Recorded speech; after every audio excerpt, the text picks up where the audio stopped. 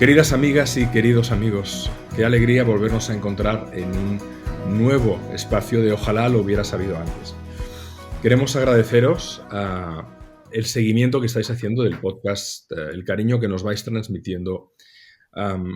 Hace unos días he estado en algunos países de América Latina y me ha encantado saludar a tantas amigas y amigos que me habéis dicho que cada semana estáis con nosotros. Así que gracias de corazón. Hoy vamos a hablar de un tema importantísimo que más tarde o más temprano nos afecta a todos, el mal de amores.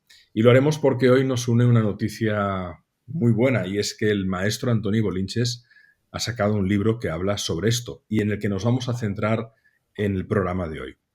El mal de amores es un sufrimiento muy intenso, ¿verdad? Un sufrimiento emocional cuando hay problemas en una relación o se genera la ruptura.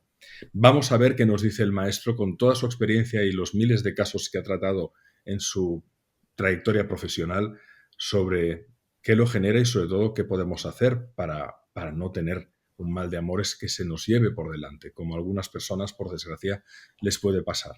Así que comenzamos y damos hoy primero la bienvenida a nuestro querido Francesc Miralles. Hola Francesc, ¿qué tal? ¿Cómo estás? Mucho gusto, encantado de estar con vosotros y además con un motivo tan especial como la salida de un nuevo libro de Antoni, que es un placer acompañarle en esta nueva aventura y una gran suerte para los lectores que van a poder acceder a un tema que yo creo que todo el mundo nos hemos visto ahí alguna vez, ¿no? Sea en la adolescencia, en la madurez, en diferentes momentos de la vida. El mal de amores quizás nos lo dirá el profesor de manera más exacta, es uno de los motivos de sufrimiento psicológico más grande que existe. Pues Y mira, así. no, ya no lo puedo decir yo mejor, Francés. Es cierto. O sea, es más, el libro empieza hablando, haciendo una reflexión de las razones por las cuales tipifico el mal de amores como el más universal, entendiendo por tal el que han sufrido más personas, por no decir todas, excepto las que padecen alexitimia, las que no tienen sensibilidad amorosa. Bien, no hay nadie con más de 30 años que no haya sufrido por amor. Así empieza el libro. Por tanto, puesto que es el mal más universal, hemos de hacer una propuesta válida para todos. Y a partir de ahí, lo que reflexiono es de las correlaciones que hay entre nuestra seguridad personal y la vivencia subjetiva del sufrimiento amoroso. Hay una relación inversa entre autoestima y sufrimiento amoroso. Cuanto mejor estoy de autoestima, mejor metabolizo el sufrimiento amoroso. Pero tengo otra ventaja, Francés y Alex, es que lo sufro menos, porque cuanto mejor estoy de autoestima, más me quieren. O sea, curiosamente, cuanto menos lo necesitas, más te aman. Y cuando más lo necesitas, menos te quieren. Por eso, el subtítulo del libro es cómo superar el sufrimiento amoroso y facilitar el amor armónico. Primera idea fuerza, ¿cómo superar el sufrimiento amoroso? Mejorando la autoestima. ¿Cómo facilitar el amor armónico? A partir de que tenemos esa buena autoestima, ganamos seguridad personal, la gestionamos adaptativamente y se genera una cierta simpatía física, porque el enamoramiento es muy simple y muy complejo a la vez. O sea, buen rollo comunicativo y simpatía física. Si hay buen rollo comunicativo, pero no hay simpatía física, se generan amistades, se generan buenas relaciones. Si encima hay simpatía física y a la vez las dos personas están dispuestas y disponibles, es cuando se produce el enamoramiento. Por tanto, Francés y Alex, podréis comprender que no me puedo enamorar de vosotros porque, muy sencillo, porque hay simpatía física, pero no tengo atracción sexual por vosotros. Otro componente relevante del enamoramiento. Por eso decía Alphonse Karr que el amor nace de nada y muere de todo. Evidentemente, de lo que más muere es de la matemática de los sentimientos que se activa a partir de la convivencia. Paradójicamente, el gran enemigo del amor es la propia convivencia. Pero voy a parar porque si no, No, agotaremos el pero programa. hoy serás el protagonista absoluto de este espacio, querido Tony. Te quería pedir que, por favor, para las amigas y amigos que nos siguen en el formato de YouTube y por lo tanto nos ven en imágenes, que muestres el libro y que nos recuerdes de nuevo su título, subtítulo editorial y la editorial. Sí, psicoterapia para el mal de amores, subtítulo, cómo superar el sufrimiento amoroso y facilitar el amor armónico, y la editorial es Urano. En Urano tengo publicada la mitad de mis libros y les agradezco la promoción que han iniciado, como os lo agradezco a vosotros, porque a pesar de ser buenos amigos, encima valoráis mi obra. O Es sea, un libro fascinante, Tony. Tuvimos el privilegio de poderlo leer antes de que se publicara y, como siempre, amigas y amigos, por favor, no os lo perdáis.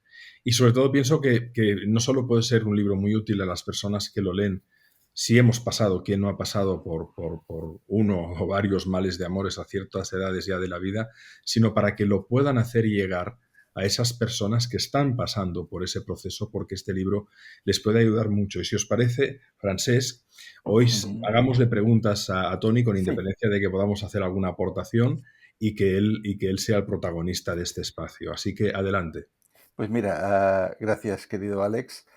Tony, yo quisiera preguntarte por un tema que es muy común sobre todo en las personas adolescentes, pero que hay otras que lo mantienen a lo largo de su vida, que son los amores platónicos. Es decir, las proyecciones que a veces la persona enamorada dirige a un sujeto amoroso que de hecho no conoce y en quien proyecta toda una serie de virtudes y de realidades que están solo en su mente. Y podemos poner un ejemplo literario.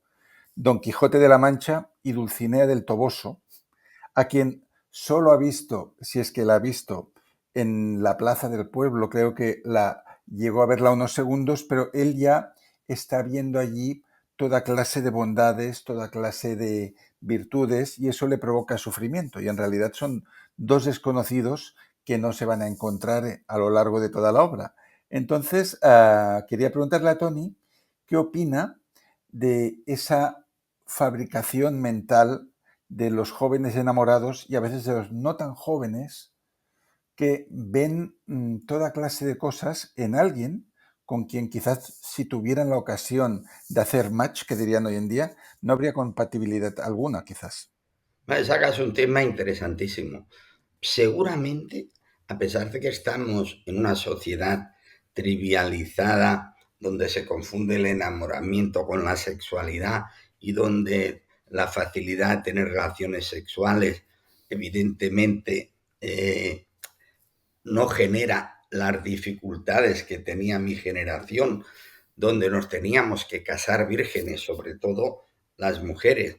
Y decía Antonio Gala que nuestra sociedad da muchas facilidades para hacer el amor, pero poca para enamorarnos. Bueno, esto sería una reflexión de entrada, que ¿cómo es posible lo que tú mencionas, Francés? O sea, esto daría para una tesis o para un nuevo libro. ¿Cómo es posible que en la época de la trivialidad, donde la interacción sexual eh, se plantea simplemente como una necesidad psicofísica y no se le da un valor más trascendente, cómo es posible que se produzcan amores platónicos?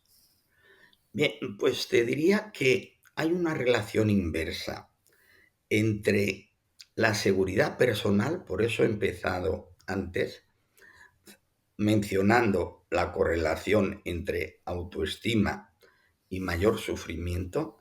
El amor platónico se da porque la persona proyecta en un determinado sujeto su ideal amoroso. Esta persona, precisamente porque casi siempre implica un componente de idealidad física, sobre todo cuando es del hombre hacia la mujer. En cambio, hay una diferencia de género. Cuando es de la mujer hacia el hombre, a veces la admiración no es por su atractivo físico, sino por los valores que cree adjudicarle de madurez, de inteligencia, de sabiduría, de conocimiento. Como sabéis, en España hubo un caso paradigmático, ¿eh? Eh, no sé si es cierto o no, pero se comentó a través de los medios de comunicación que Sara Montiel había tenido una cierta relación con nuestro premio Nobel Severo Ochoa. Bien, no sé si es cierto, pero sí tendría sentido que eso hubiera sido un enamoramiento recíprocamente admirativo. ¿Por qué podía admirar Severo Ochoa a la gran Sarita Montiel? Porque precisamente tenía una gran fotogenia, una gran belleza, que además quedaba plasmada óptimamente, como suele decirse a ti, Francés, que te gusta el cine, la pantalla se enamoraba de ellas, ¿cierto? Hay personas que tienen esa capacidad de traspasar la pantalla. Y Sara Montiel podía enamorarse de Severo Ochoa, evidentemente, un hombre cultivado, un hombre educado, un científico de primer nivel y gran proyección. Por tanto, el amor platónico es una idealización. ¿Cuál es el problema de la idealización? Que la realidad no resiste la idealidad.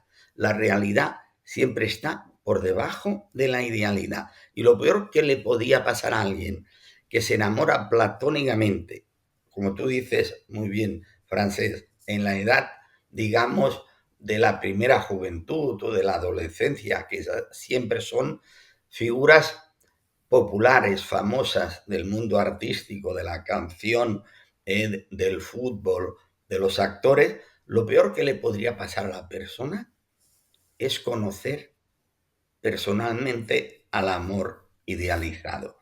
Porque, evidentemente, lo más probable es que esa idealización, o sea, se consumiera al consumarse el conocimiento. Por tanto, diferenciemos lo real de lo ideal. Y es cierto que todos tenemos una necesidad. Y cuando esa necesidad de querer y ser queridos no la tenemos en la realidad, la sublimamos en la idealidad. ¿Por qué? Porque la idealidad no tiene la erosión del conocimiento recíproco. Por eso yo diferencio enamoramiento de amor. El enamoramiento no es más que la conjunción de dos necesidades, dos situaciones y dos atracciones. Y el amor es cuando, después de esto, y como decía Milán Kundera, el amor no es querer acostarse con alguien, sino dormir junto a él. Bien, cuando trascendemos lo sexual, aunque lo implicamos, y encontramos cada uno en el otro aspectos que nos ayudan a ser nosotros mismos y a estar mejor con nosotros y con los otros, ese es el amor que yo defiendo en mis libros, pero para llegar a ese, y ese es el tema del libro, hemos de aprender de los fracasos. Por eso la idea fuerza de psicoterapia para el mal de amores es, si yo aprendo de los amores sufridos, llegaré a disfrutar del amor. Si no aprendo de los amores sufridos, siempre sufriré por amor.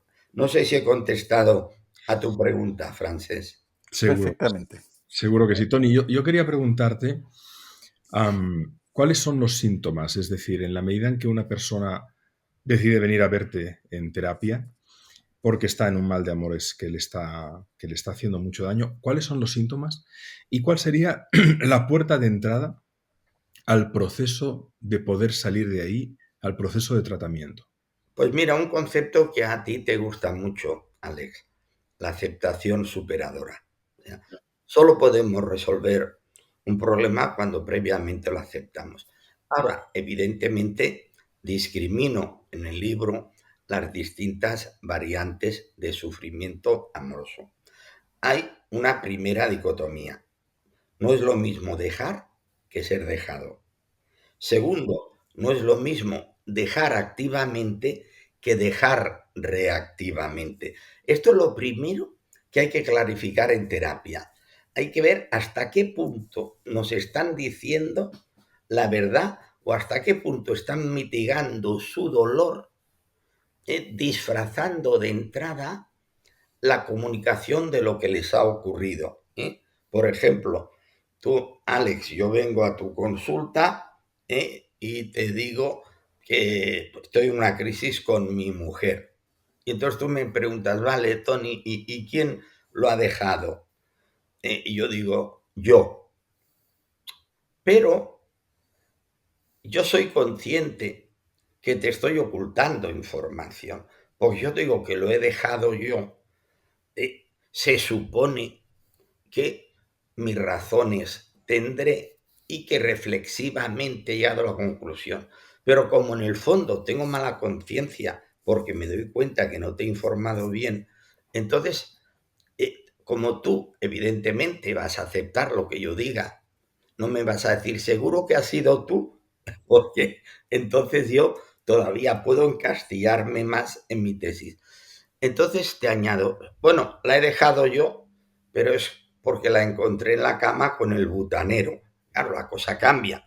No es lo mismo dejar activamente porque yo creo que he agotado el proyecto amoroso con mi mujer, que dejar a mi mujer porque la encuentro en la cama con el butanero. O sea, yo la primera vez que encontré a mi mujer en la cama con el butanero, lo primero que hice fue pasarme a Gas Ciudad. Dije, ya, digo, Eres muy pragmático, ya, Tony.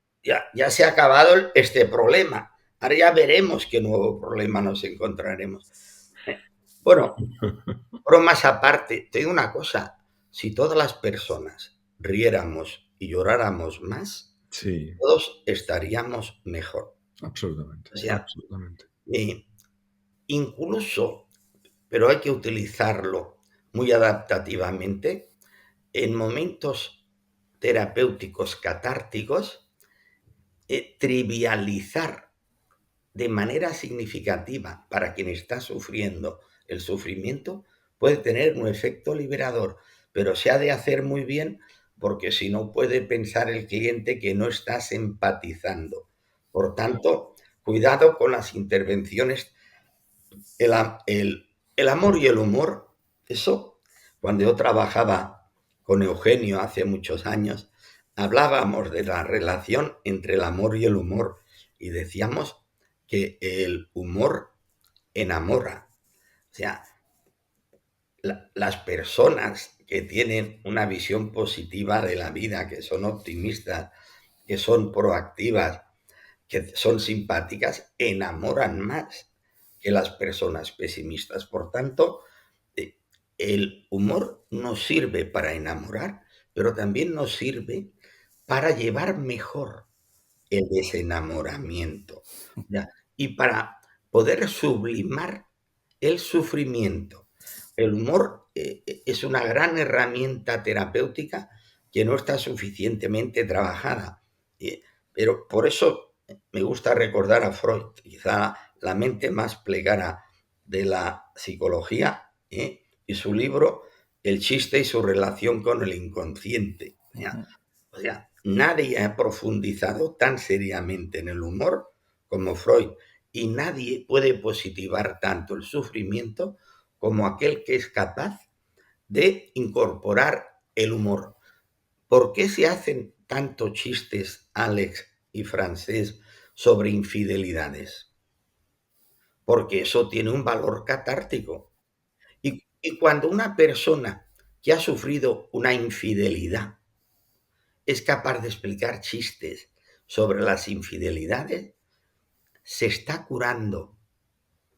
Y cuando los puede explicar sin ningún problema, ya está curado, ¿correcto? Fíjate, yo, después de haber explicado unas 15.000 veces la anécdota del butanero, ya casi ni me acuerdo. Ya ni siquiera sé si es verdad. Fíjate, a lo mejor ni me pasó. Francesc. Sí, creo que es muy interesante lo que ha dicho Antoni sobre el humor como instrumento de seducción muy efectivo. Y la prueba de ello está en que si leemos la biografía de Woody Allen a propósito de nada, cuando no era muy poco famoso y nada rico, pues conseguía emparejarse con mujeres espléndidas física e intelectualmente porque era un hombre que las hacía reír. Y yo recuerdo un primer viaje a París que yo hice con mi amigo en la escuela, íbamos en un autobús de estos de estudiantes y mi amigo JR, que se llama José Ramón, y yo hablábamos apasionadamente de cómo las chicas no nos hacían caso. Y delante nuestro había una chica de la Costa Brava que iba en esa misma expedición de estudiantes, se giró y nos dijo: amigos, os voy a dar un consejo. Dice, si queréis tener éxito con las mujeres, no tenéis que ser guapos, ni siquiera tenéis que ser muy inteligentes. Hacerlas reír y tendréis mucho de ganado, ¿no? Entonces, sí que es verdad que a veces las relaciones fracasan, y nos lo podrá decir mejor el maestro Bolinches, porque una de las partes se pone grave, empieza a sufrir de que le van a dejar, entonces se genera como una profecía de autocumplimiento, y yo creo que nada mata más el amor que la presión que se pone sobre otra persona a quien prácticamente le obligas a amarte por todos esos tópicos, ¿no? De sin ti no soy nada, moriría de amor, etcétera, ¿no? Lo contrario a eso sería esa persona que te hace reír, que te hace sentir bien, que no te hace sentir obligado a nada, sino que, como creo que era de Camus, una frase que decía: no puedo caminar delante de ti porque no puedo guiarte, no puedo caminar detrás de ti porque no quiero seguirte, caminemos juntos. Qué metáfora tan bonita de lo que sería el amor armónico, ¿no? De hecho, Antoine de Saint-Exupéry dice algo parecido. Dice, amar no es ir uno hacia el otro, sino andar juntos en la misma dirección. Sí, esta reflexión que haces, Francés, la comparto absolutamente. En amor, cuanto menos necesitamos, más nos dan. Por eso, si recordáis el lema de mi libro, El arte de enamorar, es que el arte de enamorar es el arte de mejorar. Y que para enamorar, cuanto menos lo necesitas, más consigues. ¿Por qué? Porque la presión nunca favorece el enamoramiento. O sea, cuando tú intentas algo, casi siempre generas el efecto contrario al deseado. Por eso hemos de dejar fluir. La mejor manera de enamorar es no intentarlo. Eso sí, crear ese buen rollo. Entonces, lo que decías, Francés, de mujeres muy atractivas que se enamoran de hombres que no lo son tanto, esa es una variante del enamoramiento que es por impregnación. En mi libro, El arte de enamorar, hablo de 9 variantes. Esa es la impregnación del acompañamiento. Claro, cuando conoces una persona en un lugar público, lo primero que te atrae es el físico. Luego, cuando hay un cierto acompañamiento, hay personas que van cultivando su atracción por proximidad y impregnación. Creas buen rollo, creas simpatía, haces aportaciones constructivas y en esos casos es fácil que se enamoren de ti, sobre todo cuando no lo necesitas. ¿Cuál es el problema? Y ahí entramos, ¿no? Claro, el modelo de enamoramiento, evidentemente no conozco a ninguno de los dos, pero el modelo de enamoramiento de Brad Pitt o de Woody Allen, ya que lo has citado, Francés, yo supongo que debe ser bastante distinto, ¿eh? Porque evidentemente el Brad Pitt enamora de entrada por su atractivo físico y evidentemente Woody Allen puede enamorar de salida, mejor dicho, a través de sus salidas humorísticas. Por tanto, eso sí, denominador común. Hemos de ser conscientes de nuestras virtudes y de nuestros defectos. Sí. Y si queremos enamorar, solo hay que desarrollar los potenciales, optimizar las virtudes y corregir los defectos, porque quizá la reflexión óptima y última sería que las personas no nos quieren por nuestra necesidad de ser queridos, sino por el buen rollo que aportamos a las relaciones. Y hablando de buen rollo, ya quizá mejor que corte el rollo, porque Pues antes de Bueno, que Alex cierre, que has dicho algo que no quería olvidar, mm, querido Antoni, que es que las personas con gran capacidad de conversación, con mucha fluidez verbal, que pueden contar buenas historias, juegan con ventaja, ¿no? Y quizás tendríamos que trabajar nuestras sí. habilidades comunicativas, ¿no? Sí, pero también ir con cuidado. Ten en cuenta Aristóteles, ¿eh? La virtud es el punto medio entre dos extremos que a la vez serían defecto. Porque te puedo hablar de mi propia experiencia personal. Que las mujeres me dicen, estoy tan bien, tan contenta, tan cómoda a tu lado, que me duermo. Y eso tampoco conviene. Bueno, queridas amigas y queridos amigos, podéis encontrar muchísima sabiduría en todos los libros de Antoni Bolinches, pero personalmente os invito a que aprovechéis la oportunidad de leer su último libro. De nuevo, Tony, si lo puedes mostrar en pantalla, Pues sí, Psicoterapia para el mal de amores, una obra que es impresionante. La verdad es que, como siempre, tan bien escrita, tan bien estructurada y con ideas tan claras que merece mucho la pena tenerlo en la librería de casa. Para las amigas y amigos que sabéis que existe el club Ojalá lo hubiera sabido antes, que lo vais a encontrar en www.clubojalá.com, nos vemos allí. Sabéis que cada semana nosotros dedicamos a las personas que están dentro del club Ojalá, a petición de muchas y de muchos de vosotros que nos decíais queremos más. Hemos creado este espacio donde nos encontramos una vez al mes los tres con todas vosotras y todos vosotros, los que estáis dentro del club de la Escuela de Transformación Vital, Club Ojalá, dentro de la Escuela de Transformación Vital. Y ahí tenemos conversaciones, atendemos a vuestras preguntas, aparte de que cada mes tenéis una conferencia de alguno de los tres sobre una temática de vuestro interés, aparte de la revista mensual que recibís y aparte de que cada uno de los encuentros que hacemos en este podcast los ampliamos con herramientas prácticas para las personas que están en Club Ojalá. Por lo tanto, si quieres estar porque todavía no estás, entra en internet www.clubojalá.com y ahí encontrarás toda la información. Así que gracias, querido Francés, de nuevo, por un encuentro más.